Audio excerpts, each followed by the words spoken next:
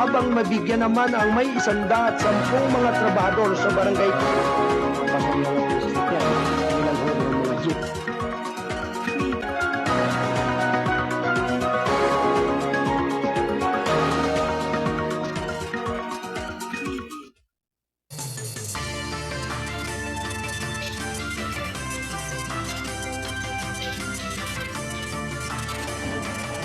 Lalo na ang pagkukulang tatalakay sa mga pangyayari at naganap sa loob at labas ng ating bansa. Pag-uusapan ang anumang usapin dito sa issue ng lipunan. At ngayon, narito ang inyong host, commentator, ang Bisaya Resort, si Kuya Wayne Laude.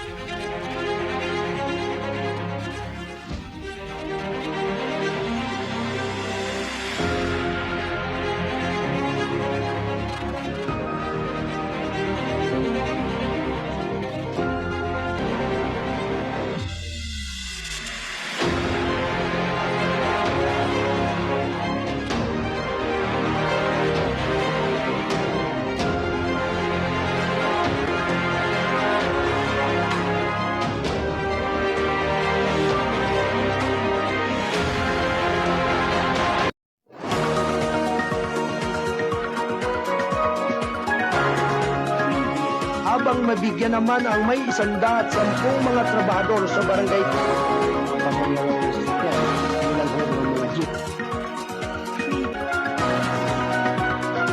Alright, isang mapagpalang araw ng Huwebes, mga kaibigan. Huling araw nga ba? Hindi pa. Meron pang isang araw bago matapos po ang buwan ng Enero. Anyway, mga kaibigan, magandang umaga po sa inyong lahat. Mga gili po namin taga-subaybay, Luzon, Visayas, Mindanao, Mega Manila. At sa lahat po na inaabot po ng ating broadcast, ngayon pong mapagpalang araw ng Huwebes. At syempre, yun po napakinggan kanina ang palatuntunang gabay at patnubay ni Kuyang Arnold Aceveda Namuko. Ang Mindoreñong Midnight Boy. Akala ko Midnight Blue eh. Parang kanta yun. Anyway, mga kababayan, mga kaibigan, maupayang kauntuhay yung tanan. Ang oras, alas 11:29. At ang oras na yan, handog po sa atin ng Kasado Broadcasting Service. Ang himpilan ng mga responsableng mga mamamahayag. Ayan. Ilang araw na lamang ba at eleksyon na? Abay, huwag kayong mainip. Kung ang ating eleksyon ay sa May 13, abay, umaabot ng 103 days. Ang alam ko, May 13 Kuyang Arnold. Ayan. So, huwag kayong mainip. Dahil habang nalalapit po ang pagsisimula ng kampanya ng mga national candidate natin ngayon pong darating na Pebrero, abay, ngayon pa lamang dapat po kayo ay meron na pong mga listahan kung sino-sino po ang inyong ilalagay sa mga balota ninyo pagdating ng takdang araw ng national and local election o midterm election ngayon pong 2025. Meron na nga ba kayong nakalaan, nakatala, nakasulat kung sino-sino po sa 12 kandidato sa pagkasenador? At syempre yung mga party list na yan, huwag ho ninyong kalilimutan. At sino ba ang karapat-dapat, nararapat na maging senador, maging kasama sa mga party list? At syempre sa ating mga lokal na kandidato, magmula sa congressman, sa mga district representative natin, governor, vice governor, down to board member o sangguniang panglalawigan. At siyempre, sa mga local executive natin, mula sa city mayors, vice mayor, municipal mayors, city councilors, at ganun din sa mga city vice mayor. At doon sa ating mga municipal mayor, vice mayor, at syempre yung mga municipal councilors. Ngayon, magkakaalaman na po. Pero mainit pa mga pinag-uusapan mga kaibigan. Alam nyo ho, kung alin po yung mga mainit na issue. Ito pong magaganap na midterm election natin. At meron din po, kung papalarin ngayong taon, abay kung sakali Kuyang Arnold magiging 3 ang magiging election natin. Bakit kanyo? Magkakaroon po ng postponement, yung pong Bangsamoro Autonomous Region in Muslim Mindanao election, aba, ay kung October yan, at kung matutuloy yung ating barangay election, barangay NSK election ngayong taon na ito, come December, aba ay magiging 3 nga ang eleksyon ng 2025. Sabagay yung barangay kasi, bagamat yan ay malayo pa, ay yung iba nangangamba na. Ha? Hindi pa nga tayo kakaroon ng eleksyon sa midterm election natin, pero yung iba, nahihintakutan na. Yung ibang mga barangay official, nahihintakutan. Lalo na po yung walang gawa at walang ginagawa at hanggang ngayon, problema pa rin sa kanyang barangay, maging yung kapitan, problema din ng kanyang mga kabarangay. Naku po, mama. Oras mga kaibigan, 33 minuto makalipas ang 11 ng umaga. Kayo po ay nakikinig at nanood pa rin sa programang Issue ng Lipunan, pang Huwebes na edisyon. Binabati nga pala natin ang ating mga taga-subaybay. Saan man kayo dako naroon sa mga oras na ito. Sapagkat napakahalaga po ng ating tatalakayin, pag-uusapan ng mga issue na wala pong kamatayan. Issue noon, issue ngayon, issue magpakailanman. Yan po ang issue ng lipunan. Ha? At yung walang kamatayan, walang humpay na pagtaas ng ating mga pangunahing bilihin. Ayan, at syempre, yung mga nariyan sa Kamara, nasa Senado, na andyan mga cabinet secretaries, hindi po nila ramdam yan. Yung mga mamahal na bilihin, mga prime commodities natin, pagtaas ng presyo ng bigas, ng mga oil products, naku po.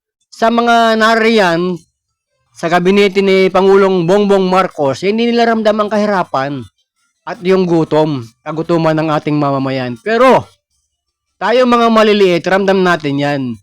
Kaya walang humpay na pagtaas ng mga bilihin. At ngayon, at sinasabi nga, baka sa susunod na linggo, mga kaibigan, ay baka permahan na yung sinasabing food emergency ng ating Pangulo sa ating bansa. Aba, ganun na ba talaga kailangan ng food emergency natin?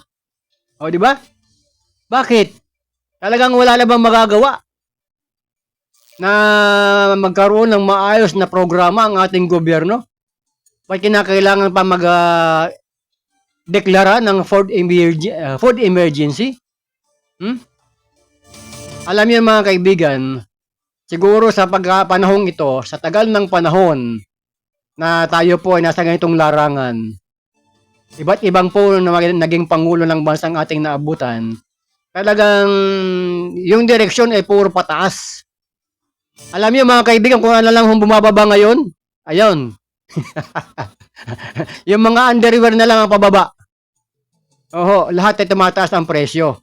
Di bali ho sana mga kaibigan, mga kaubayan, mga kabatid, mga kapanalig, mga kapamilya, mga kapuso, at mga kadugo, at siyempre mga kasado, kung mahabol din po ang pagtaas ng sweldo ng ating mga kawani, lalo po sa pribadong sektor ng lipunan. Oho. Ang problema, habang patuloy ang pagtaas ng mga pangunahing bilihin, na pag-iiwanan din naman yung mga sweldo ng ating mga kawani, lalo po sa pribadong sektor. O, di ba? Bagamat yan ay talagang pag-aaralang mabuti kung ano ba ang nararapat, sapagkat kinakailangan din po naman na balansehin yung mga gastusan doon sa panig ng employer, ng mga kapitalista natin. Natural din yan, pag-aaralan din po pare-pareho. Kaya nga lamang, kung ating pakasusuriin, sa dami ng pera ng ating bansa, ilan lang po ang higit na mga nakikinabang. Ayan, good morning kay Kuya Hans. At siyempre, Isyu ng lipunan ni Kuya Ben. Salamat, Kuya Hans. Namuko. Kay Kuya Arnold.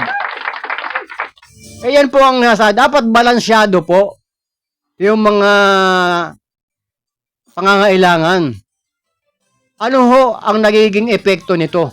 Yung domino effect doon sa ating mamamayan. Kapag patuloy na pagtaas ang presyo ng mga bilihin, siyempre, ano po ang epekto niyan? Tumataas din po ang pamasahe. So, sino po ang apektado sa pamasahe? Natural, mga kaibigan. Yung ating pong mga manggagawa, yung ating pong pangkaraniwang mga empleyado, at nawalan sariling sasakyan, at ganun din yung ating mga estudyante. O, hindi ba? So, lahat apektado. Kaya, napakahirap ng sitwasyon sa ating bansa. Gayong, pag ating susuriin ng gusto, daang milyon ang kinikita ng mga kongresista natin at senador at ang mga cabinet secretaries. Daang milyon ang kanilang pakinabang sa gobyerno natin na galing po sa buwis ng taong bayan. Ganun po kalaki ang pera nila. Pero ang serbisyo na ibabalik ba ng tama, ng maayos sa mamamayan? Kung mayroon man, ilan lang, mabibilang lamang sa daliri, paano pagputol yung daliri? Di ilan na lang ang matitira. Wala po sanang problema na kung umangat man ang pamumuhay ng mga politiko, dapat kasabay din po ang pag-angat ng buhay ng mamamayan. Ay hindi ho, mga kaibigan, ang umuunlad ng mga politiko natin sa ating bayan. Grabe. Grabe ang pag-unlad nila. Gayon, napakarami nang naghihirap. Oh. Kaya naman, hindi nila pwedeng isabay ang pag-angat ng kabuhayan ng ating mamamayan sapagkat kapag wala nga naman naghihirap na mamamayan, wala silang mauuto para bigyan ng ayuda. At palalabasin, ito pera ni ganito, pera ni congressman, pera ni senador. O di ba? Pera ni gobernador, pera ni congressman, pera ni mayor, lahat na. Pero ang totoo niyan, galing po sa buwis ng taong bayan. Ayan. Magandang umaga. Ay naku kuyang, magaling lang ang mga opisyal sa sektor ng agrikultura na pababain ang presyo ng prime commodities. Pero, kontrolado pa rin ng mga negosyante na marahil may magkano ang usapan. Tama kayan, Kuya Don Robert Trevero. Kaya nga ngayon, kung bakit napupulaan, sino ba ang ating Secretary ng Department of Agriculture? Di ba to si Secretary Francisco Chu Laurel na sinasabi na pababain lahat ng mga produktong agrikultura? Ha? Hanggang ngayon, patuloy pa rin. Kaya di ba dapat ang ating Secretary ng Agriculture naglilibot sa mga pamilihan? Sa ating palengke para nalalaman niya ang presyo. Kaya nga sinasabi ko sa inyo mga kaibigan Kuya Don Robert Romero yung mga yan, yung cabinet secretaries, cabinet members ng ating Pangulong Bongbong Marcos Jr. ay wala akong problema yung mga yan. Talagang lahat, kompleto sa Ricardo sa kusina yan. May tagapagluto, may tagapaghain pa yung mga yan. At kulang na lang may tagapunas pa sa nguso. Oh, di ba? Pagkatapos kumain, pupunasan pa yung nguso. Kaya po nakakairita at ang taong bayan umaalma sa nangyayari sapagkat hirap na. At dadaanin nyo sa ayuda. Kaya nga mayroon kong nababasa ng mga karang araw, may nabasa ako, na ang ayuda at yung AKAP ay napakagandang programa nila. Pero yung taong bayan na pangkaraniwang empleyado, may kaltas. O, di ba? May withholding tax na tinatawag sa kanilang sweldo. At pagkatapos yung mga, kaya nga dumadami ang tamad sapagkat walang tamang solusyon na ginagawa para doon sa mamamayan natin na sinasabing kailangan na masuporta ng gobyerno yung tamang pamamaraan at kaya yung kasabihan binibigyan mo ng isda. Para sa ganyan ng ano yan, yung katumbas o katapat ng ayuda na yan at saka yung AKAP, binibigyan mo ng isda yung taong bayan. Hindi nyo binibigyan kung paano siya matutong mangisda. Hindi ba? Yan ang literal dyan na translation mga kaibigan o analisa. Bakit hindi bigyan ng tamang pagkakitaan yung mamamayan na hindi umasa sa gobyerno. At pagkatapos sasabihin walang pondo ang gobyerno. Bakit? Habang namimigay ng ayuda, ng akap, na sinasabi, tulong, eh kumikita rin yung mga namimigay. Oh, di ba? May dahilan nga naman. Oy, kasi binigay namin sa taong bayan ganito eh. Kaya naubos yung pondo. Daang bilyon naubos. Oh. Pagbigay ka ng 1,000, ang katumbas na 2,000 naman ang magiging kapalit. Sino pinagluluko ng mga politiko natin? 'Di ba ang mamamayan? Maganda yung layunin. Pero ang implementasyon ay hindi ho maganda. Sapagkat habang mayroon kayong binibigay ng mga ayuda sa taong bayan, sa mamamayan, mayroon pong kumikita dyan. Totoo o hindi? Oh, di ba? Kaya nga sinasabi ko, mga kaibigan, dito po sa programang issue ng lipunan, wala po tayong personalan. Ang atin dito mabuksan, maliwanagan yung ating mga pinuno ng bawat ahensya ng ating pamahalaan. Ano ba ang nararapat na mga programa sa taong bayan? At doon sa mga survey ng Social Weather Station Survey, sinasabi na tumaas ang bilang, ang dami ng mamamayang Pilipino nagugutom. Paano hindi tataas? Ano hindi dadami? Kasi nga, hanggat lagi yung ganyan ang ginagawa ng gobyerno natin na pinag-uuto yung ating mamamayan, bibigyan ng ayuda, talagang hindi na ho magsisikap yan. Lagi na lang aasa. At hanggang kailan aasa? Hanggat may mga politiko na nagbibigay ng pera na hindi naman galing sa kanya sarili? Oh. Hindi ho balansyado yung nangyayari sa ating bayan. Hindi ko po sinasabi na wag magbigay ng tulong ang ating gobyerno kasi obligasyon po ng gobyerno yan eh. Natulungan ang mga naghihikahos. Pero sa paanong pamamaraan na wala pong naapektuhan na iba. At habang yung iba magpapasarap buhay, marami namang hindi nakikinabang sa programang yan. Isang halimbawa na lang sa mga senior citizens natin, mga kaibigan, para wag na tayong lumayo. May mga programa po ang ating gobyerno tungkol sa mga senior citizen na matugunan, matulungan, lalo pa yung mga walang pensyon mula sa Social Security System, sa GSIS, o ano pa mga pensyon. Magkaroon siya ng social pension. Pero, lahat ba nabibigyan? Oh, lahat ba nakikinabang na? O ilan lang? Mayroong mga ibang grupo, mga kaibigan, na mga pribadong sektor ng lipunan natin, nagbibigay ng tulong sa mga senior citizen, nagbibigay ng tulong sa kalusugan, sa pamamagitan ng mga medical mission, libreng check-up, libreng gamot, halos lahat pribadong sektor ng lipunan natin.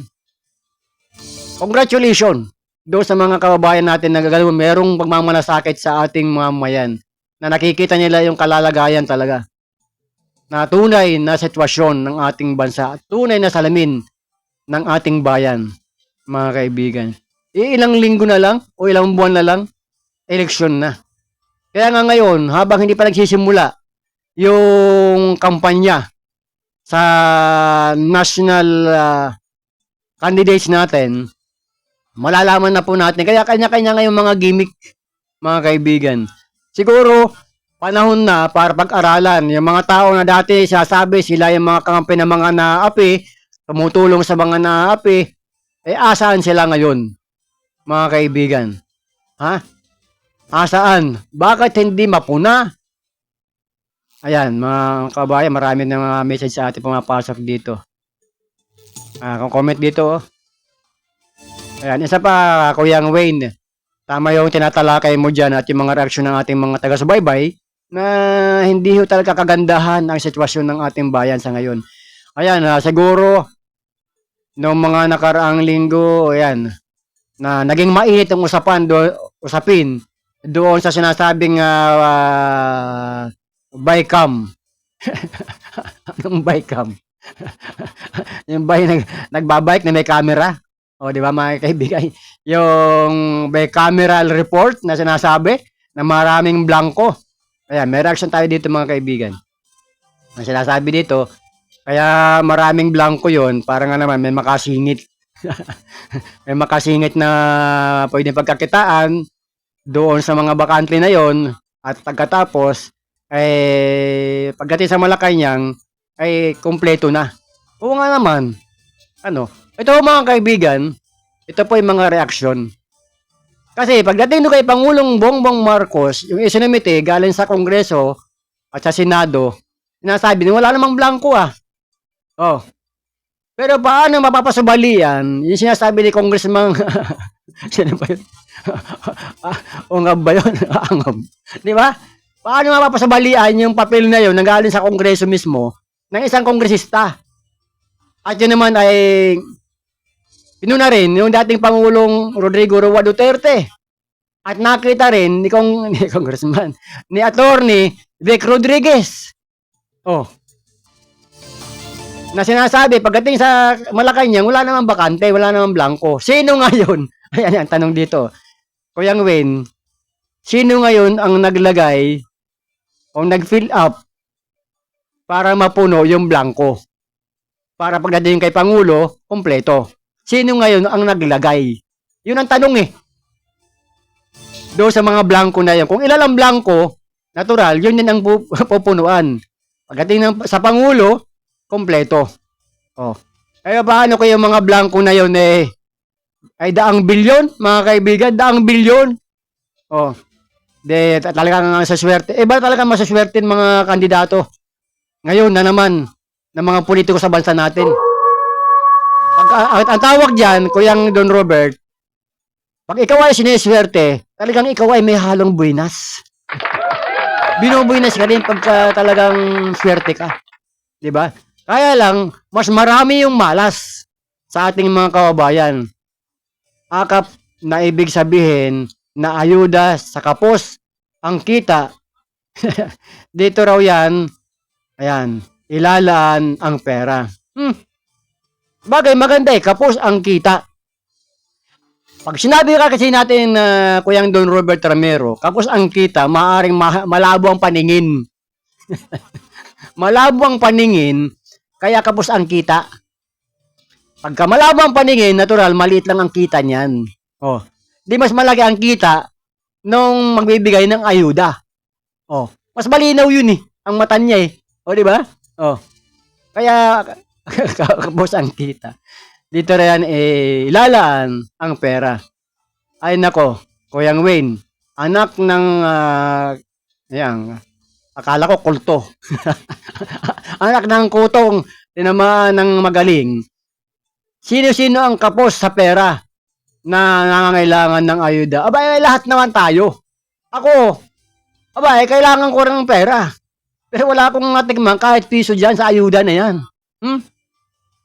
Maging akap man yan, maging ayuda man yan, kung ano man yan, wala. As in nga. Ito Ngayon, di ba? Sa akin walang problema kung hindi ako mabigyan dyan Ang akin lamang, magkaroon ng pantay na distribution yung biyayang yan. Sapagkat yan ay biyaya na masasabi natin sa pangkalahatan na nangangailangan. Marami tayong mga kababayan na yung mga anak nila ay hindi nakapagpapaaral ng anak dahil sa kawalan ng panggastos. Di ba? Totoo, hindi? Totoo yan. Maraming mga kabataan ngayon na hindi nag-aaral. Pagkatanong ng mga magulang kung bakit hindi nag-aaral ang mga anak, walang mapagkunan. Maliit pa lang, hindi pa nagsisimula ng kinder o nagsisimula ng grade 1. Hindi na makapagpaaral yung magulang. Bakit? Maaring mga katanungan, mga kasagutan, maaring tamad ba yung magulang? Walang ginagawa. Yun, walang pagsisikap. Pwede rin, mga kaibigan. O maaring nagpaparami lamang ng anak. Pagkatapos na dumami yung anak, pababayaan lamang. So, ayan. So, yung social problem natin, yan ang kailangan mabigyan ng solusyon. Bagamat hindi naman lahat ng kongresista dyan sa kongreso ay malabo rin ang mata. Pero, ayan, may katanungan na naman tayo dito. Kuyang Wayne, di ba maraming mga naandyan na makabayad? Ano makabayad? Sandali at medyo malabo yung mata ko Ang nabanggit ko makabayad. Iliwanagin ko lang. Ayun, makabayan black. Akala ko makabayad black. yan sa Kongreso. Oo nga naman. Bakit hindi nila nakita yung mga blanco na iyon na sinasabing bicameral, ang na bicam nila? Ay, wala tayong magagawa kung hindi nakita eh. Eh, paano makikita kung ang papel nasa ibaba, ang tingin ay diretso doon, sa dulo? Oh, makikita ba niya yung blanco? Natural, hindi. Ayun nga naman. Kaya, kaya napupulaan itong Makabayan Black. Ilan ba ang Makabayan Black dyan sa Kongreso? Naku, napakarami niyan. Kung isa-isahin natin, sila yung mga gagaling. Sila yung mga grupo ng mga Cite and Contempt group. O, di ba? Magagaling yan. Pero bakit nga naman ang tanong ng ating mga kababayan, ito yung dulo eh. 152. Ito pa isa, 1053. Yung dulo. Bakit nga naman hindi nga naman nakita? Oh. Ang tanong, magkaano ba ang usapan? Para hindi makita yung mga blanco na yun. At nakalusot o pinalusot o sadyang pinapalusot. Yan. Marami dyan. Kaya nga, pag walang pumupuna, tuwang-tuwa sila. Nagkakaisa sila. Eh, di ba? Pero, pagka nakita na lang may puna, at hindi sila makasama doon sa seguros, ayan, meron pa isa dito. Ang dulo naman ito ay 0101 at 14. Eh, malamang, walang pumupuna sa kanila sapagkat lahat ay busog. Batid naman natin, kuyang, kapag ang sama naman ng mga message ninyo. Ito, pero babasahin ko lang, ha? Kapag ang buhaya ay busog, ang tendency niyan, matulog. Oh. Pero wala nang binabanggit dito na kung sino congressman yun, ha? Baka maya, mamisinterpretin nyo, kapag ang buhaya ay busog, ang tendency niyan ay magtulog. Sa bagay, tama nga naman. Ayan. This country will never be great again. Why? Ito pa English pa ito, ha? Why? Because as long as the vultures, the crocodiles, the tigers, and the lions are there in the government, the Philippines will never be great again. Ang galing, ha? Ang galing. Tama nga naman. Kung isasali natin sa Tagalog, ang ating bansa ay hindi talaga magiging maayos muli kung nariyan ang mga vultures. Ano ba yung vultures? Kuyang Arnold, kuyang Alan Bordeos. Para sa kabatiran po ng ating mga taga-subaybay, ang vulture, ito po yung malaking ibon na ang kinakain nito yung mga patay na mga hayop din. O, di ba? Yun, ang napakalaking ibon nito. Yung vulture. Ewan ko lang sa Pilipinas. Parang may vulture din yata sa atin dito eh. Nakikita ko lang ito sa Facebook. Yan. Ito po yung mga kumakain o sumisila ng mga ibon na kapwa ibon, ba, mga patay na hayop, vulture. Ito yung mga malaking tuka. Oh. Iba naman, no? Ayan, iba naman yung mga kuyang, iba po yung vulture doon sa ostrich. Iba naman yun. Ha? As long as the vultures, the crocodiles, ayan, ito na. Ibig sabihin, hanggat nariyan ang mga vultures, ito yung mga ibon na mga, ano bang Tagalog ng vulture? Siguro, i-google nga natin. Diyan sa Kongreso, mayroong congressman Google dyan. Ayan, o. Ayan, may nag-react na naman dito. Sandali lang, tatapusin ko muna, di pa nga tapos na sabi. Hanggat nariyan ng mga vulture, na andyan yung buhaya, na andyan yung tigre, at andyan yung leon saka tigre, isama na ninyo yung hyena. Iba, hyena? Yun yung hayop na parang itsurang aso, pero mas matapang pa sa leon yun. Wag yung maliitin yung hyena yun. Ayan. Ito, iba-ibang mga reaksyon eh. Kasi nga naman, napakasarap ng buhay kapag maraming pera, may katulong, may magluluto, may mamamalingke.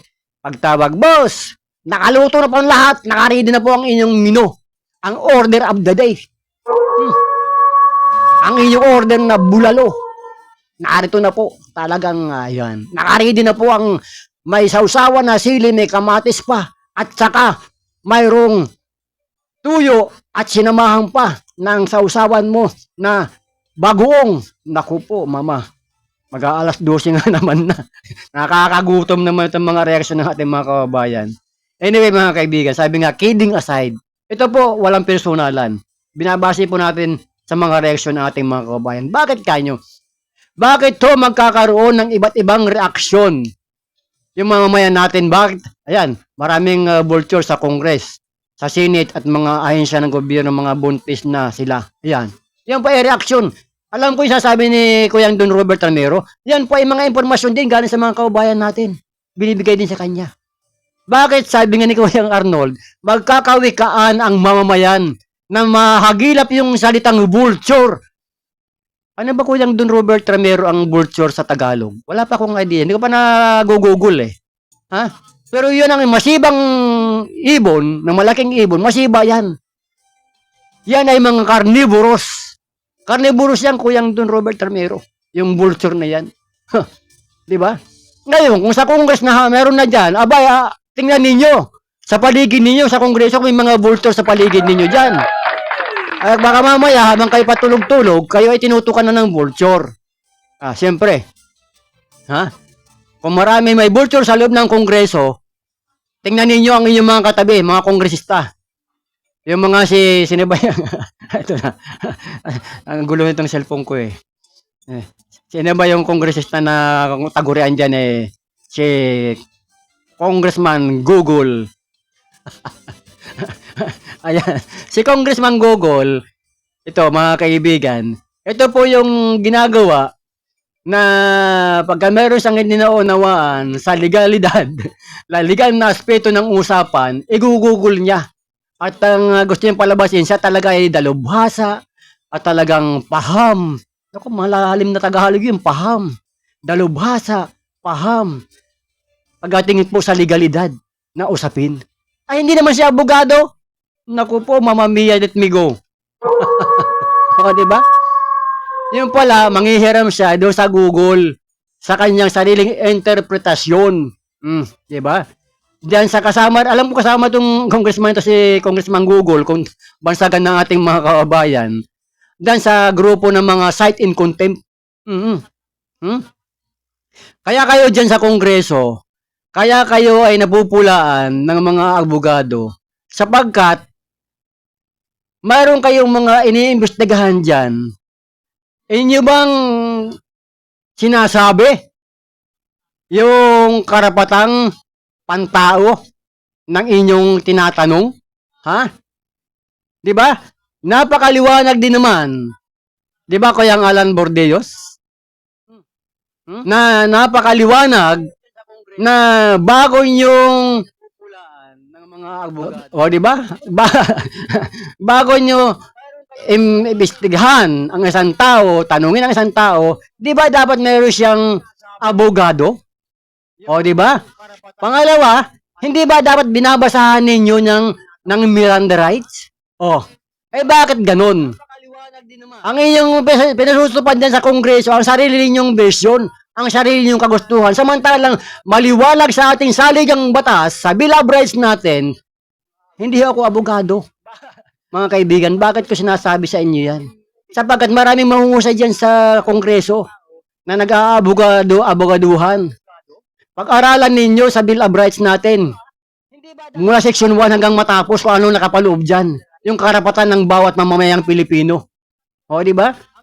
Ang nangyayari, yung inyong sariling rules dyan sa Kongreso, ang inyong sinusunod.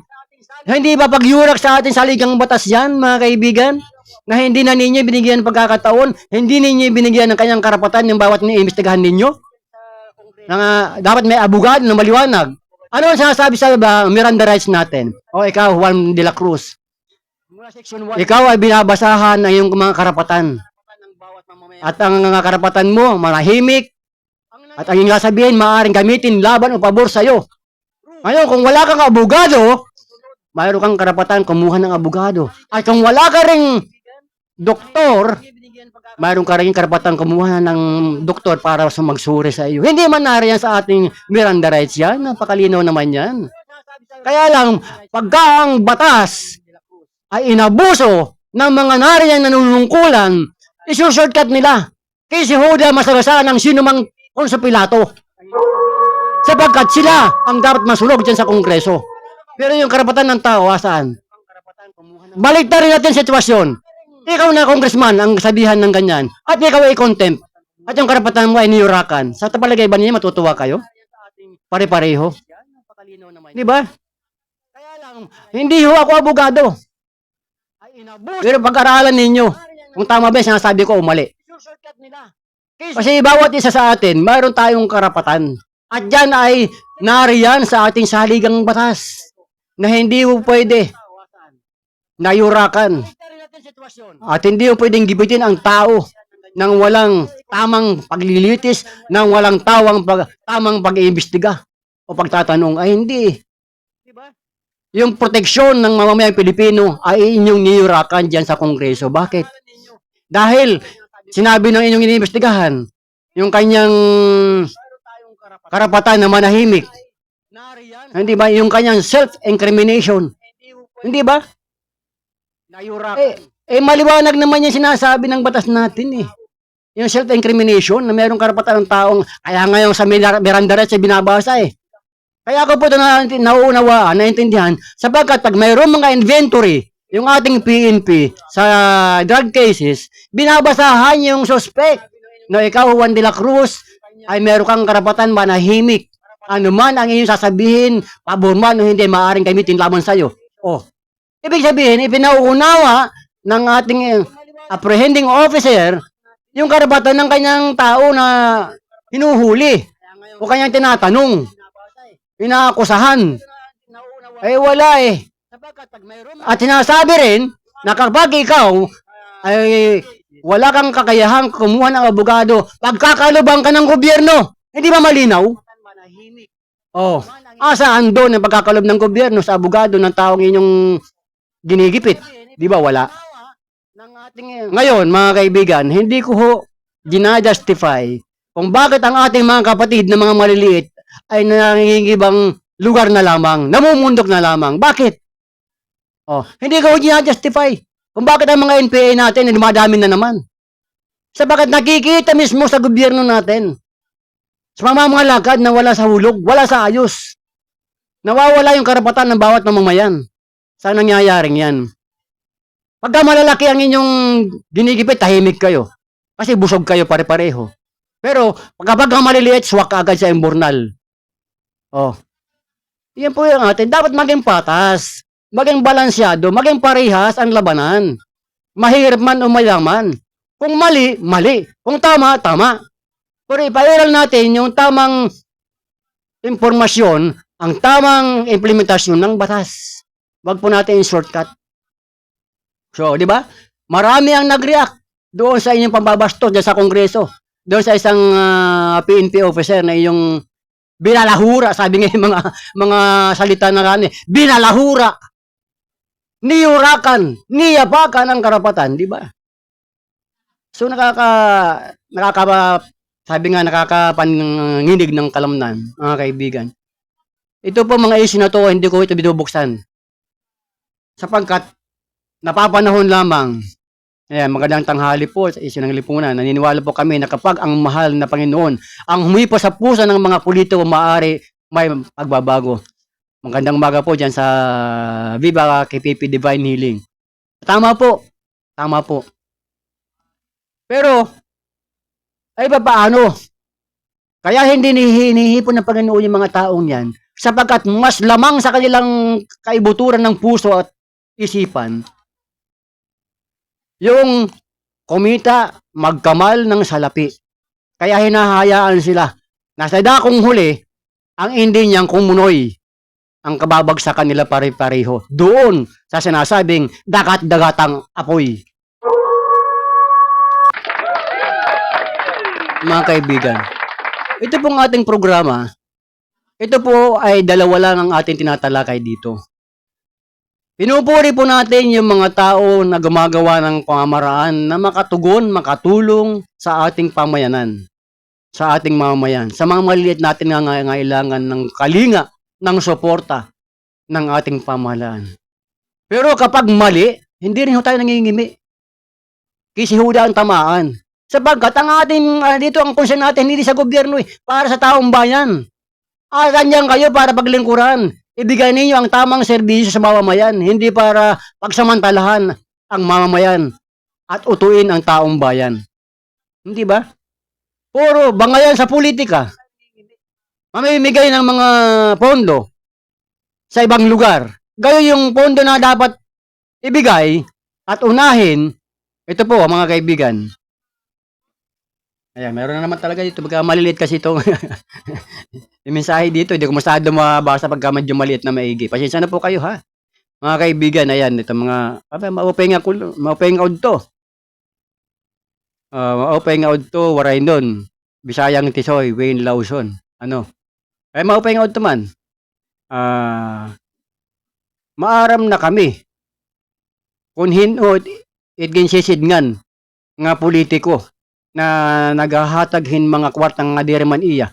Ibig sabihin, iala ko sa Tagalog ho, sa mga hindi nakakaintindi ng waray, alam na namin kung sino yung politiko na namimigay ng pera, hindi naman kanya. O, di ba? Yun, ibig sabihin nito, ang mensahe. Ang dulo po na kaya number ay 038, mga kaibigan. Ito po mga kaibigan, sana, parang kanta lang eh, sana magkaroon po ng liwanag yung mga kaisipan ng mga politika po natin na maibigay ang tamang serbisyo at totoo sa ating mga kababayan. Diyan sa Kongreso, mga kaibigan, napakarami nating kongresista. Halos 300 kongresista yan, kasama na yung mga party list na yan, na yung iba dyan nagpapayaman lang. Ha? Nagpapayaman lang, wala naman talagang totoong serbisyo sa mamamayan eh. Na sinasabi, ano ba ang trabaho ng party list? Ito, may nag-rack dito. Ang trabaho ng party list, nakuha ka agad ah. Nakasab na kaagad, narinig siguro, naririnig kasi, nakikinig. Ang trabaho ng party list, di ba sila yung tinatawag nating sectoral representative? Ano-ano ba yung mga sektor na yan na kanilang nire-represent? Ayan. Mayroong mangingisda, magsasaka, iba pang sektor dyan ng lipunan natin. O yung mga OFW, mayroon din mga ganun. O di ba? Ang dami. Itong mga sectoral representative natin, mga kaibigan, sila po, ano ba ang kanilang dapat i-represent? Ultimo yung ating mga katutubo, sa bahagi po ng Mindanao, mayroong isang lugar dyan na lugar ng katutubo, dinivelop. Meron ako napanood eh. Napakaganda ng lugar, talaga magtataka ka, talagang uniform lahat ng mga bahay. Sabi ko, wow, talagang napakaganda ng proyekto. Pero habang pinanonood ko yung video, mga kaibigan, doon sa area ng mga katutubo namin, mga katutubo natin, mga kababayan, dyan sa bahagi ng Mindanao, nakita ko yung mga ganda ng mga design ng bahay, bagamat pawid ang bubong, pero yung disenyo, magaganda. Hinahanap ko ngayon habang may video, kung asan yung mga katutubo, doon ba sila nakatira sa mga bahay na yun na pinagawa? Kung sino man ang nagpagawa. Wala ako nakita ng katutubo na nakatira. Yung ginamit lang yung lugar, yung lupa, na pag-aari ng mga katutubo, nilagyan ng mga bahay, mga housing project na gawa sa nipahat, mga kaibigan, pero wala nakatira ng mga katutubo. Yung pala, pinauupahan. Naging tourist spot yung lugar. O, dinegosyo. O, sino man nakikinabang ng katutubo ba? Ayan. Sa madaling salita mga kaibigan, yung ating mga katutubo na displace, na palayas, nawalan ng kanilang lugar na talagang masasabing kanila. O sino ngayon na nasa likod niyan? Aba, hindi naman si Kuyang Arnold. Hindi naman si Kuyang Alan Bordillos. At hindi rin naman ako. Maganda yung layunin ng proyekto. Kaya nga sabi ko nakatuwa, wow, ang ganda naman ito. Talagang napakaganda yung bundok, nalagyan ng kalsada ng maayos, napagawa ng mga bahay, talagang may subdivision plan. May engineer na gumawa. Ibig sabihin, moderno ang lugar, pagtitingnan mo. Kasi pare-parehas po ang design ng mga nipahat niyan. Light materials ang ginamit.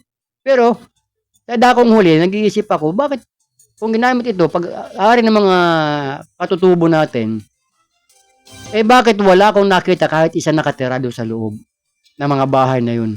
O saan? Di pinalayas lang sila. Ginamit lang yung lupa at pangalan ng mga katutubo na yun. Di ba kaawa-awa din, mga kaibigan? So, yan po isa sa mga malungkot na katotohanan na dapat binibigyan ng pansin ng ating pamahalaan. So, yung ating katutubo na yan, mayroon din pong sectoral representative dyan. Oh, at meron ding sangay na ahensya ng gobyerno natin. Ano ba yan?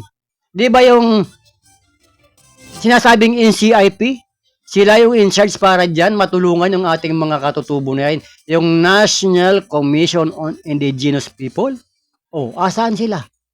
Nabibigyan ba ng tamang tugon, tabang suporta ng NCIP, yung mga katutubo natin? O mismong NCIP ang nasa likod para mapalayas yung ating mga katutubo sa kanilang mga balwarte? Nagtatanong po ang palatuntunan ito. Sapagkat mayroon po mga ipinaparating sa Kasada Broadcasting Service, ito po sa ating himpilan ng responsableng mga mamahayag, mga reklamo, mga problema ng ating mga katutubo na nawawala ng kanilang sakahan, nawawala ng kanilang mga lupain. Bakit? Pinapasok ng mga negosyante, pinapasok ng mga politiko, itinatabo yung ating mga katutubo. Sino nakikinabang? Yung mga katutubo ba natin? Hindi. Oh. Kaya paano natin masasabi at yung sinasabi din ng ating pamahalaan na magtulungan, magkaisa, magsama-sama para sa kaunlaran? Paano natin makukumbinse itong ating mga mamamayan na makiisa sa mga programa ng gobyerno natin, gayon mismo yung mga liit natin napapalayas sa kanilang maliliit na sakahan dahil sa impluwensya ng mga politiko, ng mga negosyante, kung sino pa sa ating gobyerno. Oh. Sige nga, sino sa ating gobyerno ang mga kasagot ng ganyan? Yung tanong na yan, makukumbinsa ba ninyo na manumbalik ang ating mga kababayan sa ating pamahalaan? Sabi nga, kung ganyan ang sitwasyon laging may naagrabyado, palagay ko hindi. Malabo pa sa sabaw ng pusit na zero ang problema natin sa ating insurgency sa bansa na ito, mga kaibigan. Hanggat mayroong nagsasamantala sa ating mga maliliit, hindi may aalis na mayroong mag-aalburuto, may mag-aalsa. Di baling mamatay sila. May pagtanggol lang ang kanilang mga karapatan na niyuyurakan ng mga nariyan. Di ba? Nasa saligang batas din naman natin yan, mga kaibigan, mga kapatid, mga kapanalig, mga kapamilya, mga kadugo, ng trabaho o tungkulin ng ating pamahalaan, pangalagaan, serbisyo, ibigay sa taong bayan. Hindi ba yan ang tungkulin ng ating gobyerno? Tingnan ang kapakanan ng ating mga mamamayan. Hindi po ba? Tama ba ako o mali? Ay paano kung hindi nga titingnan yung kapakanan ng maliliit natin? Kasi nga, hindi naman nila nararamdaman yung tunay na problema. Yung tunay na hirap ng bawat mamamayang Pilipino, yung mga naghihikals na mamamayang Pilipino. Hindi ba? Paano nila mararamdaman? Gayon ang sarap ng buhay nila. Lahat kompleto, may driver, may sariling sasakyan, hindi lang basta sasakyan na pangkaraniwan. Mga bulletproof pa. Bulletproof ang mga sasakyan.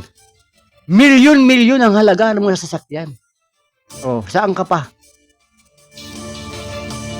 Kaya yan ang nangyayari ngayon, mga kababayan ko. Na isa sa problema natin, ang patuloy na pagtaas ng mga pangunahing bilihin mula sa oil products natin hanggang sa mga ultimo yung LPG, itong liquefied petroleum gas, tumataas din. Oh, kaya nga panawagan ng ating mga kababayan, meron babasahin dito na sinasabi na mag-resign na lang daw itong secretary ng Department of Agriculture, mga kaibigan. Bakit mag-resign? Yung po yung tanong bakit pinag-resign? Ano bang dahilan? Ha? Mga kaibigan. Bakit yung kababayan tayo na ganyan na lang ang pananaw? mag-resign yung Secretary ng Agriculture, mga kaibigan. Kasi nga, ang sinasabi ng ating mga kababayan, basahin ko sa inyo, na kung bakit dapat magbitiw na sa kanyang pwesto itong Secretary ng Agriculture, Secretary Francisco Chiu Laurel, dahil palpak daw ito sa mga implementasyon, sa mga programa ng ating mga magsasaka, sa ating mga mangingisda. O, di ba? So, hindi rin natin may aalis na mapulaan ang ating Pangulong Bongbong Marcos Jr. na parang lumalabas dito sa mga komentaryo, reaksyon ng ating mga kababayan na naglagay siya ng tao na hindi naman pala kayang gampanan ang dapat gampanan na tungkulin. Kaya nga, paglagapak ng mga agriculture and fisheries output, ito po mga kaibigan, ito na po mga kaibigan sinasabi ko sa inyo. Bakit? Sa taas ng presyo ng bigas natin, kaya ngayong food emergency na sinasabi, baka itong darating na linggo, ganun-ganon, ano na ng ating Pangulo. Kumbaga, pagtitibayin na. Kung madaling salita, talagang inaamin ng ating pamahalaan na wala nang magagawa kung hindi magbaba ng ganitong mga emergency. Di ba? Para lumalabas tuloy na calamity na Talagang kalamidad na nangyayari sa ating bayan. Sa mamahal ng bilihin. Can you imagine, ultimo yung kamatis, umaabot ng 30 pesos ang peraso. Mga kababayan. Bakit? Ayun lagi ang malaking tanong ng ating mamamayan. Bakit ganun kataas at kamahal?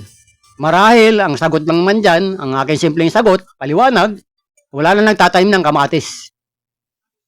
Kasi kung may nagtatanim ng kamatis, at marami ang kamatis, di ba, mga nakaraang taon, tinatapon na nga lang sa Benguet maraming ani ng kamatis sa tabing kalsada. Pero, ngayon, dahil wala na siguro nagtatanim, tumaas ng gusto ang presyo ng kamatis. Kasi nga naman, pag marami ang supply, at hindi man talaga naayagahan ng ating gobyerno, lugi pa rin mga kaibigan. Kasi yung mga mamagsasaka natin, ito siguro mas maganda bigyan ko muna kayo ng background there sa mga magtatanim po natin. Hindi ho ganun kadali at hindi ho ganun kabilis na makapag-ani yung ating mga magtatanim, yung ating mga magsasaka sa kanilang mga produktong bukid. It takes time, wika nga. Buwan ang binibilang. At habang hinihintay na mamunga ang kanilang mga tanim, ano nangyayari? Saan sila umaasa? Saan sila kumukuha ng supply na pangangailangan nila pang araw-araw? Hindi ba? So kaya kadalasan ng ating mga magtatanim, ng ating mga mangingisda, ng ating mga magsasaka, nababaon din sa utang. Hindi ba? Sapagkat napakataas ng mga pangangailangan sa pagtatanim, mga kaibigan. Kung wala ka naman sariling mga kagamitan, natural, uupa ka ng tao para magbungkal ng lupa, magtanim ng palay kung palay man ang itatanim. Kaya, aarkila ka ng farm tractor o kaya hand tractor na tinatawag. Magkaanong arkila niyan? Pero ora ang labanan dyan, mga kaibigan. So ano po ang mangyayari sa ating mga magsasaka? Habang ganyan ang sitwasyon. Ang kanilang itinanim, maghihintay ng ilang buwan, at habang hinihintay na sana at nananalangin, harinawa, na makapag-ani na maganda, may nag-aabang na naman mga niningil, mga kaibigan. May nag-aabang na nakapag-ani si Juan de la Cruz, ay makakabayad nito sa kanyang inutang sa akin. At yung utang na yun, mga kaibigan, mga kababayan, ay hindi po kung magkano yung inutang, sabihin na natin, nakahiram ng 20,000 na lang. Medyo makaanggaan. Hindi po ibabalik yun na eksaktong 20,000 rin o 20,000. May tubo po yun, mga kaibigan. Paano kung hindi nabayaran ng kumpleto sa pag-ani dahil maaaring naapektuhan ng mga insekto, yung palay, maaaring karoon ng kalamidad, binagyo, hindi nakakaroon ng magandang ani yung palay, Di siyempre, may balance na naman. Hindi ang mangyayari dyan, hindi na bayarin yung kapital, kasama yung tubo, at yung remaining balance, kung magkano na ibayad, may tubo uli yun. So, ano ngayon ang gagawin ng ating gobyerno? Ayan.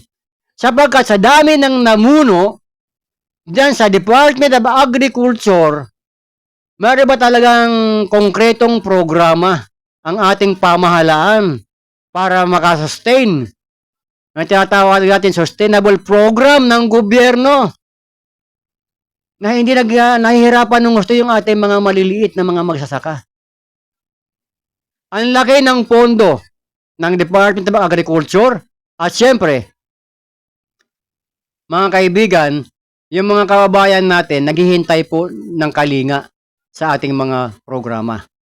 Kaya nga, inaasahan natin na kung magiging balansyado yung bawat pagbibigay ng tulong ng ating pamahalaan sa ating mga kababayan, hindi ho mahihirapan ang bawat mamamayan natin. Lalo na po yung ating mga kababayan, mga magsasaka, mga mangingisda, at iba pa mga, sabi nga, informal sector ng ating lipunan. Yung walang talagang inaasahan regular na kitaan o income sa araw-araw, mga kababayan. Ayan.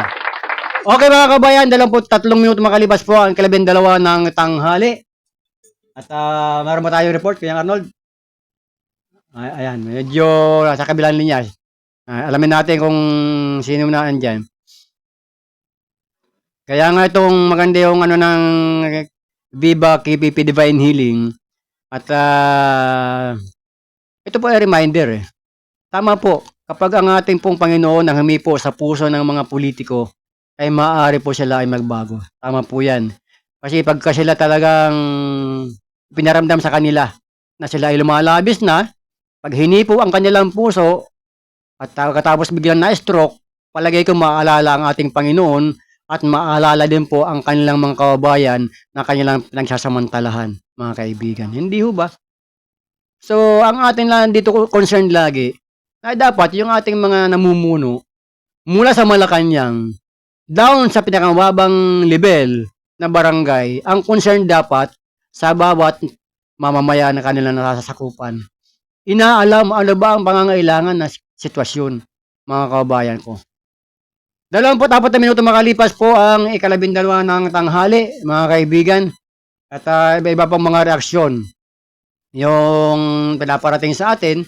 At yan po naman talaga ay makatotohanan ang reaksyon ng ating mga mamamayan. Hindi po yung mapapasabalian. Sapagkat yun po ang kanilang nararamdaman eh. Yan po ang kanilang damdamin. Totoong damdamin, hindi ho drama. At hindi naman ho kasi tayo dito, may lahing artistahin, ano ho. Na puro drama lang. Na minsan, yung mga artistahin, na mga style ng mga politiko, puro drama ang gagawin. At ang ilalabas, kunwari nagmamalasakit sa mga mahihirap. Kaya nga, ang sigaw naman ng ibang kandidato ngayon, bago naman. Ano? Alin ba yung bago? Bagong mukha. O pwede, bagong mukha. Pero dati pa rin ang angkan. O, di ba? Alam niyo mga kaibigan, ito meron tayo itong reaction na naman dito. Ayan o. Kuya Win, pakibigyan mo nga ng konting pansin o puna. Yung kung bakit hindi ho maipasa yung sinasabing dynasty bill at maging dynasty law. Kumakati tuloy yung uso ko sa inyo eh. Oo nga naman. No. Bakit hindi ho maipasa-pasa? Oo nga. Dynasty bill na yan. Dynasty law. Alam niyo mga kaibigan, siguro depende sa inyong pananaw. Yung iba na, ang pananaw dyan, na sadyang naandyan yung mga politiko dahil talagang magmula sa tatay, may nanay, may anak, may apo, at doon sa lolo kasama na rin. So talagang may political dynasty na tinatawag. Kaya nga, depende ho sa pananaw ng ating mga kababayan. Bakit kanyo? Ito lang ho. Mayroon din kasi mga mag-anak, magkakapatid, magnanay, maglolo, maggalola, na makikitaan po naman talaga natin ng maayos na serbisyo. Di ba? So, wala akong masama doon, kumbaga. Ibig sabihin, nakakarating po yung totoong serbisyo sa mamamayan. Kaya nga, hindi sila mawala at hindi sila matalo sa kanilang posisyon, sa kanilang pwesto. Ayan, yung reaction naman ito. Paano matatalo, Kuya Wing? May pambayad doon sa mga botante at saka sa Comelec. Ha? Grabe naman. Sa bagay, ito pananaw ng ating mga kababayan. Paano nga naman matatalo yung mga politiko na yan na sila ang naandyan ay mayroon silang mga pambayad doon sa mga mamamayan nila. Kaya pagdating eleksyon, sila pa rin ang pipiliin. At yung sa bagay yung kanyang at pati sa Comelec, question mark. Mayroon bang question mark sa dulo eh? Ayun naman pala. Ibig sabihin, maaring totoo, maaring hindi. Yung mga reaction natin mga kababayan. Yung political dynasty, na sinasabi po natin, pagka yan naman po ay mayroong magandang serbisyo sa mamamayan, ayun, tama. Thank you very much sa Kuyang Don Robert Ramirez. Buwitri. Ayun, nakalimutan ko. Buwitri nga pala. Ang meaning ng vulture. Oo, buwitri. Ito yung ibon, malaking ibon ho yan. Na kumakain yan ng mga patay na hayop din. Kaya, ang kinakain ng buwitri na yan, parang buhaya din yan eh. Puro mga kahayupan. Kaya, kita mo, yung buwitri, galit ang leon. Galit din sa leon ang buwitre. Galit din ang buhaya sa leon. Ang tigre ganun din. Ay yung hyena ba yun? Yung parang aso yung itsura, pero maliit lang ang hayop yan eh. Lumalaban din sa leon, mga kaibigan. Bakit? Isa kasi ang kanilang paboritong kainin. Kaya nga sila kung tagurian, Kuyang Don Robert Romero, sila yung mga carnivorous. Kaya laging high blood yung mga yan. Pag nakakita ng ibang hayop, gustong kainin ka agad, di ba? Mga kababayan, 29 na minuto makalipas ang 12 ng tanghali. Kayo po ay nakikinig at nanood pa rin sa programang Issue ng Lipunan. Issue noon, issue ngayon, issue magpakailan po. Mga kaibigan, ako pang iyong lingkod, ang Bisayang Tisoy. Si Kuyang John Wayne Espino Lauzon. Ayan, maayong buntag kaninyong tanan. Maayong hapon. Maayong hapon kaninyong tanan. Kaninyong tanan, mga igsoon, mga higala, diha, sa Sugbo. Ayan. Magandang hapon sa ating mga kababayan sa Cebu. Marahain na hapon sa Indugabos, mga tugang. Ayan, yung ating mga kababayan sa Region 5. Magandang hapon sa mga taga Bicol. Yan sa Daet, Camarines Norte, Camarines Sur, sa Albay. Marahain na hapon sa inyong lahat. Marahain na hapon sa marahain na hapon sa Indugabos. Ayan. Maupay nga ko na pa yung matanan. Ayan. Buenas tardes, senyor y senyoras dyan sa ating mga kababayan sa Zamboanga, mga Sabacano natin mga kababayan. Ayun. Ayan. Assalamualaikum sa ating mga kapatid na mga Muslim at sa inyo pong lahat. Ano man po ang inyong lingwahe, ang mahalaga tayo po mga kapwa Pilipino ay nagkakaisa sa isang layunin na magkatulungan na magkaroon ng tunay na serbisyo ang mga politiko sa ating lahat. Yung iba hindi. Alam nyo kung bakit yung mga atungal yan na parang sumasalungot sa sinasabi ko, hindi pa rin sila naniniwala doon sa sinasabi ko sapagkat nakikita pa rin kasi yung mga buwitri. Buwitri. Diyan. Pero pag nawala na Kuyang Don Robert Ramirez yung mga buwitri, siyempre, mawawala na rin yung mga buhaya, mawawala na rin yung mga leon, mga tigre, yung mga carnivorous dyan sa Kongreso, ay palagay ko, yan lamang magkakaroon ng tunay na masasabi natin kapayapaan sa ating bansa. Hanggat marami ang naghihirap, kaya parang nga yung kanta ni Kuyang Freddy Aguilar. Yung Tatsulok, di ba? Alam naman niyo yung kanta na yun, Tatsulok? May patama po yan, mga kababayan, doon sa mga tao na tatamaan. Kung tatamaan kayo, kung mararamdaman ninyo yung tama. Kasi nga, yung mensahe ng kanta na yan, ay para po sa lahat na tumulong, magserbisyo ng tapat at tama. Di ba? Yan po ang kinakailangan natin. Wag yung puro kung magkano kikitain. Kaya nga, kadalasan tuloy ng mga kontraktor natin, mga Pilipino, may lahing mga Koreano. O kaya minsan sabi nga, paano karoon ng kalahing Koreano? Mga Pilipino yan ah. Oo nga. Nasa ilang mga kontraktor natin na dikit ng congressman, dikit kay governor, dikit kay senador. Nagkakaroon sila ng lahing Pilipino. Lahing Koreano yung mga Pilipino kontraktor natin. Doon sila nakakuha ng idea. Bakit Koreano? Ang tanong. Ayan, tingnan natin kung may sagot dito. Ayun. Meron silang dito. Ang sagot kung bakit may lahing Pilipino. Ayan, naku nga pa. Magandang tanghali nga pala at binabati natin ang ating kaibigan, ang ating matalik na kaibigan ng Balitang Kasado at Kasado Broadcasting Service. Ang Public Information Officer ng Region 4A, si Police Lieutenant Colonel Citadel Gawiran. Ma'am, okay lang po at medyo ongoing pa po ang kanilang Police at Your Service program. Ayan. Nasa kabilang himpilan po ito. Okay lang po ma'am, at least nalaman po natin ang feedback po ninyo. Yung ano ba yung katanungan kanina na wala tuloy? Ito ang reaction. Ayun. Hinahanap po yung sagot eh. Ayun, ito yung sagot. Kung bakit ang mga Pilipino na mga contractors, bakit nagkaroon ng lahing Koreano? Ito po ang sagot. Mga kaibigan, ito po yung dulo ng kanyang number. 1, 2, and 1, 8. Kuyang Wayne, kung bakit ang mga Pilipino contractor ay nalahian ng Koreano. Kasi, pag tinanong ng congressman, pag tinanong ni governor, ni mayor, magkano Korean? Yung pala yung Kuyang Arnold. Kaya pala nalahian.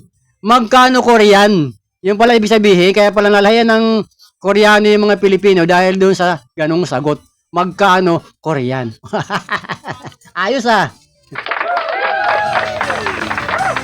Anyway mga kaibigan, nasa kabilang dulo ng ating komunikasyon, si Kasado Patrol number 22. Si Kasado Patrol Kuyang Hagupit Erman Noble Paturot. Okay Kuya Erman, magandang tanghali. Go ahead. Tanghali kayo, Sandali lang, tanaas yung linya mo at malakas yung music natin eh. Ayan, sige, go ahead. Ano ang balita dyan? Andito ako sa Bridgetown na City Hall City Hall ngayon sa Pasig, Alusod ng Pasig. At Nariyan ba si Mayor? wala nga wala si Mayor. Mga grupo ng mga pulis na tumutulong at tanalay ng Dito Soto. Andito ako ngayon para kumalap din ng balita kung mga issue na ating makakalap dito. Ito, nagkakain na niya sila dito. At Dapat pakainin ka dyan, Kuya German. Naririnig ba nila? Naririnig yung programa natin? Sino bang hepe ngayon ng Pasig City Police Station? mga dan, si Kernel, mga dito sa Kung sino mga officer na pwede ma-interview natin, sige. Hagilapin mo dyan para malaman natin kung anong programa ng Pasig City Police. Alam mo, Kuya German, naalala ko lang nung araw, yung ating kaibigan niya, dating hepe dyan, si Police Brigadier General Rizalito Gapas. Kung naalala mo yun. Nag-retire na si... Oo, retired na siya ngayon. Kaya si Police Major General Rizalito Gapas, nung siya ay hepe ng Pasig City Police Station noong 2017, talagang kami ni Kuyang Erman ay lagi napapasyal sa kanyang tanggapan. Sir, Magandang tanghali nga pala sa iyo, General. At alam ko ngayon medyo pa-relax na sa General eh. Talagang nakatapos na ng kanyang serbisyo sa mamamayan. At isa sa mga galing, isa sa mahusay na naging happy yan ng ating Philippine National Police, si Major General Rizalito Gapas. Sir, saludo po ang programang Isyu ng Lipunan sa iyo. At na kahit na hindi na tayo nagkita itong mga nakaraan, ang mahalaga, nabalitaan po namin ikaw ay nakapag-retiro na. Sapagkat alam ko yung Herman, yung last assignment niya doon sa naging district director ng Northern Police District. Ito po yung may sakop niya yung Kamanaba. Ito po yung Caloocan, Nabutas, Valenzuela, at napesa. Kamanaba, Caloocan, Nabutas, Valenzuela. Ano pa yung isa? Malaki kasi yung lugar. Valenzuela, yun, oo. Kamanaba. Malabon. Ayun, yung Malabon ang kalimutan ko. Sige. Malaki kasi Northern Police District yung nasa ko. Oo, yun. Nagretiro. Pero ang balita ko doon kay General Gapas, bago siya nagretiro nung last year, December, ay na-assign siya sa dito sa Timog nga ba o sa Northern Luzon Command ng ating ng PNP. Doon parang doon na kasi ilang buwan na lang yun, magre-retiro na siya eh. At ngayon siya ay siguro nag-enjoy na sa kanyang bakasyon. Okay, Kuyang Herman. Oh, sige. Kung sino na andyan. Dito makapatid ko to si Akas Captain si SPO2 Victorino, SPO2 Victorino at saka si SPO2 Molina at saka si Sargento Velos. Ayan, alam niyo pagka sa Luzon na Pasig, sumasaludo po ang grupo natin dyan. Dahil dyan po yung maraming mga galing dyan ng mga opisyal. At very accommodating ang mga opisyalis dyan. Kaya nasasabi ko po sa inyo yan, kasi pag pumapasal, lalo si Kuya Herman, pag pumasal dyan, sigurado yan. Solve na pananghalian ngayon yan.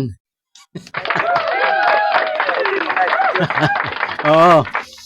Matagal-tagal lang hindi nakapunta sa Pasig. Simula nang mawala siya si Colonel Moses eh. Moses ba yung Moses? Hindi na tayo nakapunta Kuya Herman eh. Di ba? At saka si meron pa tayong isang kaibigan dyan na nailipat na rin nung mga nagdaang panahon. At saka, alam ko ang director ngayon niya sa APD, si General na ba si Colonel Tulyao? Colonel Mangaldan. Hindi, dyan sa Eastern Police District. Ang director, alam ko si magiging general na si Colonel Tulyao eh. Kung hindi ako nagkakamali.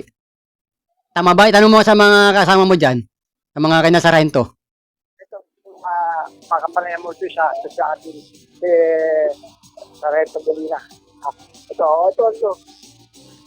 Ayan, magandang tanghali po, Sargento.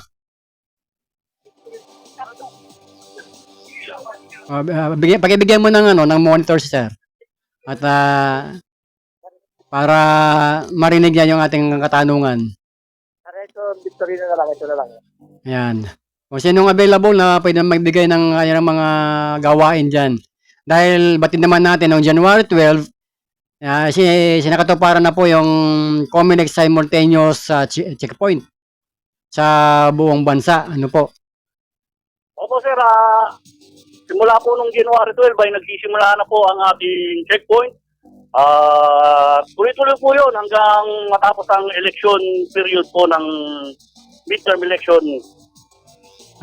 Sir, at kawin mo kumusta lamang dahil yun nga, nabuksan ko lang po yung Comelec checkpoint. At alam ko naman na kayo po ay talagang tinututukan ninyo, lalo na po yung mga riding and tandem criminals na kadalasan po ginagamit ang mga motorsiklo. Paano po para po sa kabatiran po ng ating mga nakikinig at nanonood, ano po ang tamang procedure, halimbawa may nagsagawa ng checkpoint ang ating PNP, yan ba ay kinakailangan with the presence ng ating election officer o representative sa Comelec o PNP lamang kasama yung ating mga elected official? Ang ano po natin, ang in-expect po ng mga tao, dapat ang checkpoint ay pinamumunuan ng isang opisyalis.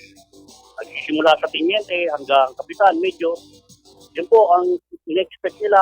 Pakihanda na lang ang kanilang mga rehistro at lisensya para sa ganoon walang abala. Tuloy-tuloy ang daloy ng trapiko. At plain view doctrine lang po ang kine-check ng mga kapulisan. Ayun, no, tama po yan, sir. Kasi mayroong mga babayan natin na minsan yung kanilang reaksyon parang pakiramdam nila, inalalabag ang kanilang mga karapatan. So, alam kayo, maigpit ang direktiba ng ating PNP chief na at maging kayo man dyan sa lower level na sisigurado ninyo na walang nalalabag na karapatan yung inyong ginagawang checkpoint sa mga motorista po natin. Opo, gaya po na sabi nyo na ang gusto ng ating pinuno na si General Kapil po, ito ang nasusunod kung ano po ang kanyang direktiba na wala po kaming ilalabagin na anumang karapatan pantao sa aming pong checkpoint. Sir, aside po doon sa kasi mayroon po tayong tinatawag na choke point. Ito po, paliwanag lang po. Ano po ang pagkakaiba sa choke point dito sa checkpoint na sinasagawa po ng ating PNP? At ano po ba yung composite team nito kung sakali sa choke point?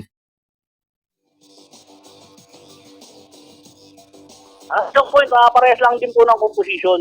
Kaya lang po, sa ngayong election, wala po tayong choke point pa na inilalatag. Puro checkpoint pa lang po. Ayun. So, halos parehas lang siya, kaya lang yung choke point parang sa aking pagkakaunawa, parang siya kadalasan inilalagay lang doon sa mga delinquenting lugar. Ganun ba yun, sir? Opo, tama po. Sa halimbawa po, so na holdapan, meron po tayong choke point na Ayun. Kumbaga sir, parang pang-emergency siya. Pang-emergency.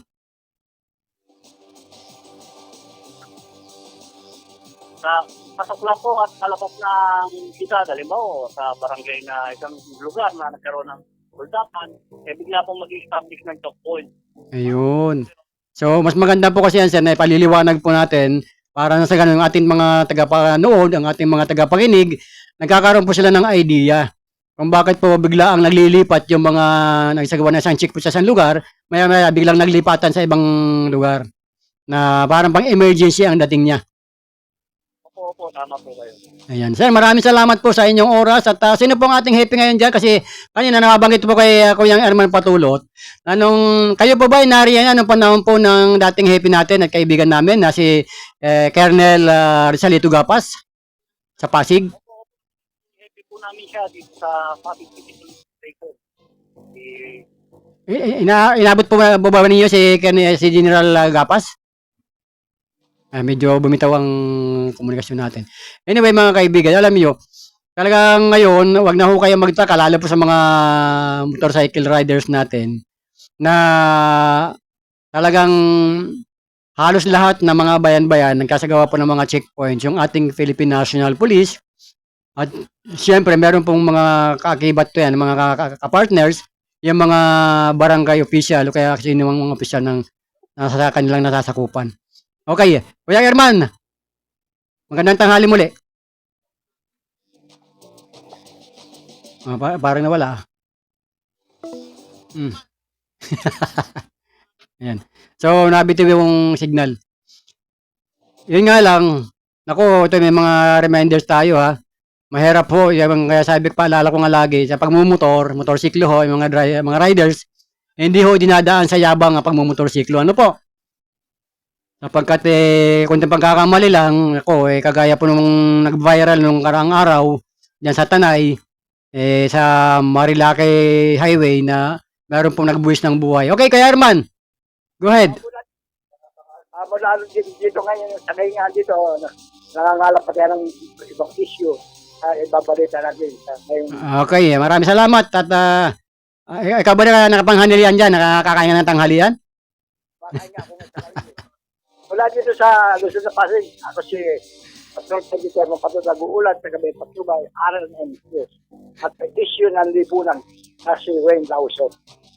Okay, maraming salamat, Kuya Herman. Ay, hindi sinagot ang tanong ko eh. Kung nakapanangalian na ba siya o hindi pa. biglang nag-shortcut eh. Anyway, magandang tanghali nga pala dyan sa St. Gerard Construction Corporation. Binabati po natin si Ma'am Sara Diskaya at kay Sir Carly Diskaya. Ayan ho. Ito po yung mga asawa dyan sa Pasig na namimigay po ng mga tulong sa kanyang mga sakupan.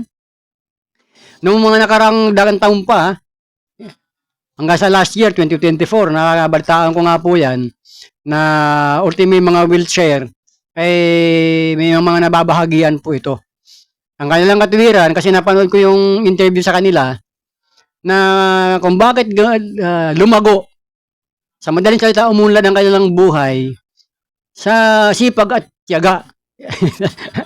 Parang naalala ko nung araw, merong ganyan ni slogan ng yung kandidato na yung sipag at tiyaga, no, binanatan ng mga kalaban, ang sipag at tiyaga, hindi naman ganun yun. Ay, ano ibig sabihin? Ang kanilang ginawang, pinangit yung slogan ng kasang kandidato na yon. Yung sipag at tiyaga, pinilitan ng ibang version. Ang naging version nila, tingnan ko nga dito. Ito, nakikinig sa atin, matatalino ito eh. Ayan, yung sipag at tiyaga. Ayan. Ayan, nandali ha. Kung ano ang version ang ginawa doon sa sipag at tiyaga na slogan ng kandidato, dating kandidato yun eh. Ayun, nandito.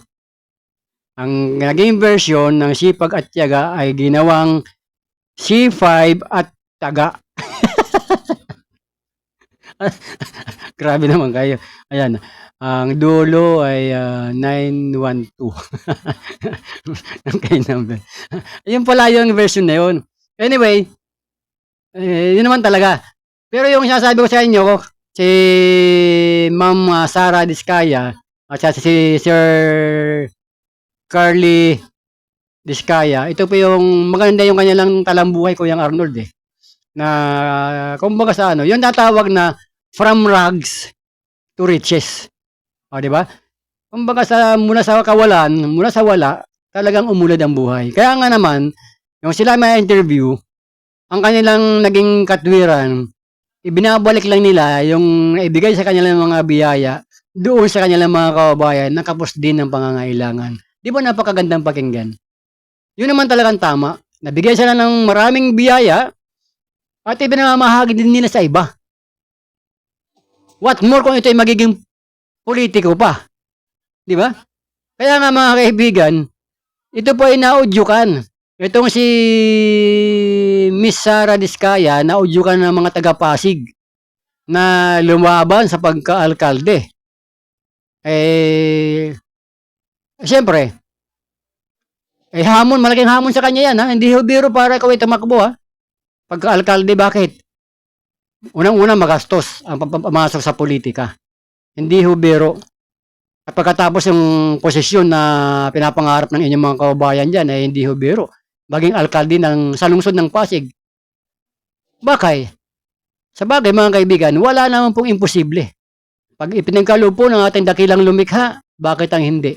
Kung sakali man. Kaya nag-file ng kanyang certificate of candidacy, itong si Miss Sara Diskaya, na lumaban sa pagka-alkalde ng Pasig.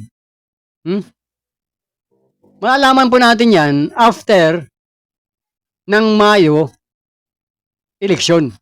O, di ba? Walang imposible ho eh. Hanggat merong kalaban, ang sino man, hindi ho pwede maging kampante kung sino man ang incumbent. Di ba ako yung Kuyang Don Robert Ramero? Hindi pwede maging incumbent. At hindi pwede magkampante ang incumbent na sino man kung kayo ay may kalaban. Maliban, ito na naman. Andali, kukonsultahin ko muna itong mga messages dito. Ayan. Magandang hapon na Kuyang Wayne Lawson. Maganda po yung tinatalakay po ninyo kanina . Ngayon, pagdating sa politika, yan naman po si Ma'am Sara Diskaya, ay kilala po sa Pasig yan na talagang matulungin nung araw pa. Hindi pa ho panahon ng magkakaroon ng eleksyon, 2020, pandemic pa ho. Aba, isipin na lang ho natin, pandemic time, pandemic period, tumutulong na itong mag-asawang Diskaya, anong mga taon yun? Aba, nagsimula ang pandemic natin, 2020. Di ba, March 16, kung hindi ako nagkakamali, Kuyang Arnold, 2020. So kung mga panahon ng pandemic, tumutulong na itong mag-asawang ito, batay dito sa reaksyon o komento ng ating mga taga-subaybay diyan sa lungsod ng Pasig, ay ganun nakatagal ang kanilang pagtulong sa kanilang mga nasasakupan. Hindi ho siya ay nasa politika kung hindi ang tumulong. Ngayon, kung siya man po ay napagkaisahan at hari nawa, itong mga kababayan natin na nag-udyok sa kanya ay talagang panindigan ninyo ang suporta na inyong ibibigay dito kay Ma'am Sara Diskaya. At siyempre sa suporta po ng kanilang pangulo po ng kanilang kumpanya na si Sir Carly Diskaya. Di ba? Ito po yung St. Gerard Construction and Foundation. Meron pa sila foundation pala ito, Kuyang Arnold. Kaya pala sila talagang nasa puso na nila maglingkod, tumulong sa mga nangangailangan. At ngayon pa lang, kinukongratulate na natin. Ha? Sapagkat hindi ho matatawaran. Actually, sabi ko nga sa inyo, mga kaibigan, personally, hindi ko kilala ito. At hindi ko pa na-meet ng personal itong mag-asawang Diskaya, si Ma'am Sara at si Sir Carly Diskaya, yan sa Pasig. Ang nakakausap nito, minsan, yung ating si Kuyang Erman Patulot, yung ating Kasada Patrol number 22. Sila talagang nagkita na ng personal, nakausap na ng personal. Pero batay sa mga impormasyon na binigay sa atin ng ating mga kababayan, ay hindi hubiro. Yung kayo po ay tumulong, ay magkano po yung halaga ng isang wheelchair sa mga kababayan natin. At kung ilang pong mga barangay dyan, yung mga nabigyan dati ng mga wheelchairs na yan, aba ay malaking ginhawa doon sa ating mga kababayan na mga PWD po. Ano ho? Kaya yan po ang nakakatuwa. Ngayon mga taong ganito na may gininto ang puso at ibinabalik ang tulong sa kanilang mga mamamayan dahil sa biyaya na ipinagkaloob sa kanilang ating dakilang lumikha, aba ilalo pa ho sila pagpapalain dyan. Dahil hindi pa nga, wala nga siya sa politika, tumutulong eh. O diba? Eh mas lalo na siguro pag sila nasa politika na. Kung sakali.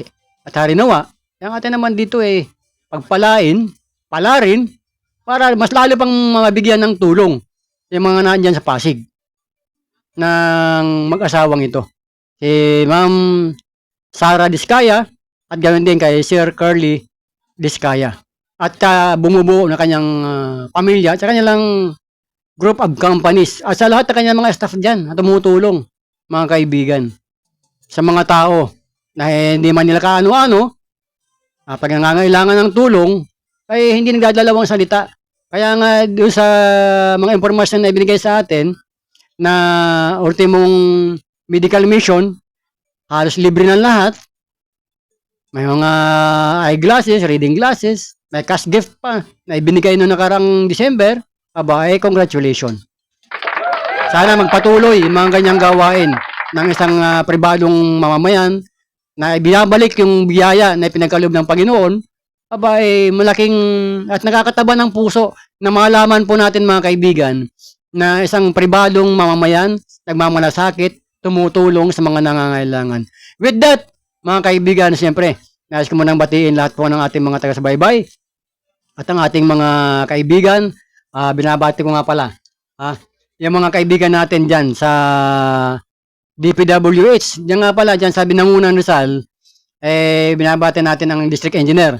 Si District Engineer Porfirio Cleopas, likewise kay Assistant District Engineer Leo Salvadora, kay Construction Chief Engineer Boyet, Antonio, at kay Maintenance Chief, kay Engineer Jonathan Alvarez. Diyan sa DPWH First District Engineering Office ng Rizal. Likewise dyan sa First Metro ng DPWH kay Engineer Aristotel Ramos. Ayan. Kay, ang dami ito. Kuyang, tingnan natin. Meron dito yan. Dito yan. Mga pabati yan eh. Ang DPWH na mga kaibigan. May mga nagpapabati dito yan sa atin. Ayun. Kaya binabati natin silang lahat.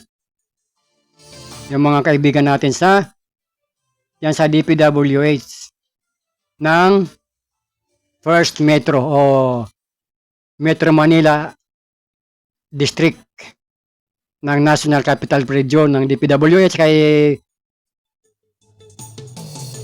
Ma'am Regine. Ayan, kay Ma'am Regine, magandang tanghali sa iyo, magandang hapon sa lahat. At mga kawani ng DPWH, kabuuan, mga kaibigan. With that, maraming salamat siyempre lahat ng ating mga nakisubaybay sa atin kay Kuyang Don Robert Ramero. Ayan, at kay Kuyang Hans Namuko. Yan sa grupo ng Viva KPP Divine Healing. Magandang tanghali kay Miss Marilyn Namuko. Nanonood ngayon. Magandang tanghali po. God bless po sa inyo. Kay Miss Risa Uray. Ngayon nanonood, nakikinig. Magandang tanghali po sa inyong lahat. At with that mga kaibigan, ako po naman ang inyong pansamantalang nakapiling sa programang Issue ng Lipunan. Issue noon, issue ngayon, issue magpakailanman. Ang Bisayang Tisoy. Na bagamat pangit ang mukha, ang tanging may pagmamalaki lamang kagandahan ng loob sa kanyang kapwa sa pangalan po ng ating station manager, si Kuyang Alan Valenzuela Bordeos. At syempre, ang ating mga nag-agapay sa ating technical side, si Kuyang Arnold Acebina Lamoco, host at program director ng Kasada Broadcasting Service, host ng Patnubay at Gabay at Patnubay. At syempre kay ating Del Ros Santos, kay ating Rose Padiron, kay ating Cora Viernes. Binabati ko ng mga tanghali, mga upay kulop. Kay Kuyang Dan Torbiles at siyempre ating nakapiling si Kuyang Herman Hagupit Patulot. Maraming salamat po sa inyong walang sawang pagsubaybay hanggang sa susunod na araw ng Martes. Maraming salamat. Bye-bye. Bye-bye. Bye-bye.